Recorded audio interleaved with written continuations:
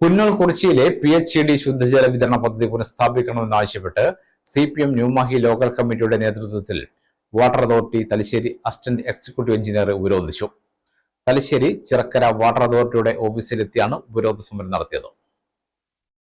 ന്യൂമാഹി ഗ്രാമപഞ്ചായത്തിലെ 1-14 വാർഡുകളിലെ 96 കുടുംബങ്ങൾക്ക് കഴിഞ്ഞ 6 പതിറ്റാണ്ടിലധികമായി തടസ്സമില്ലാതെ കുടിവെള്ള വിതരണം നടത്തിയിരുന്ന കുറിച്ചിയിൽ PHED ഗ്രാമീണ ശുദ്ധജല വിതരണ പദ്ധതി കേരള വാട്ടർ അതോറിറ്റി ചെലവ് ചുരുക്കലിന്റെ ഭാഗമായി നിർത്തലാക്കിയിരിക്കുകയാണ്.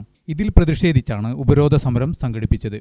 അപ്പോൾ അവർക്ക് ഇതുവരെ ഒരു ദിവസം പോലും വെള്ളം മുടങ്ങാതെ കിട്ടിക്കൊണ്ടിരുന്ന, പ്രത്യേകിച്ച് കോസ്റ്റൽ ഏരിയയിൽ ഉൾപ്പെടെ കൃത്യമായി വെള്ളം കിട്ടിക്കൊണ്ടിരുന്ന ഒരു പദ്ധതി ഒഴിവാക്കിയത് ഞങ്ങൾ മനസ്സിലാക്കുന്നത് കേരള വാട്ടർ അതോറിറ്റി പുതിയ സർക്കാരിൻ്റെ ഭാഗമായി ചെലവ് ചുരുക്കൽ നടപ്പിലാക്കുകയാണ്.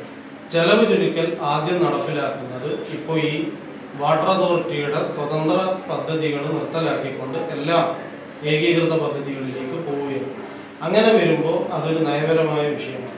ന്യൂമാഹി ഗ്രാമപഞ്ചായത്ത് president Arjun Pavithran, CPM New Mahe local committee അംഗങ്ങളായ CK Prakashan, PP Ranjith, SK Vijayan, Sarath Raveendran, ഗ്രാമപഞ്ചായത്ത് standing committee chairman TA Sharmiraj എന്നിവരുടെ നേതൃത്വത്തിലാണ് ഉപരോധ സമരം സംഘടിപ്പിച്ചത്. ലാഭകരമല്ലാത്ത പദ്ധതികൾ ഉപേക്ഷിക്കുക എന്ന സംസ്ഥാന സർക്കാർ നയത്തിന്റെ ഭാഗമായാണ് പദ്ധതി ഉപേക്ഷിച്ചത് എന്നാണ് വിവരം.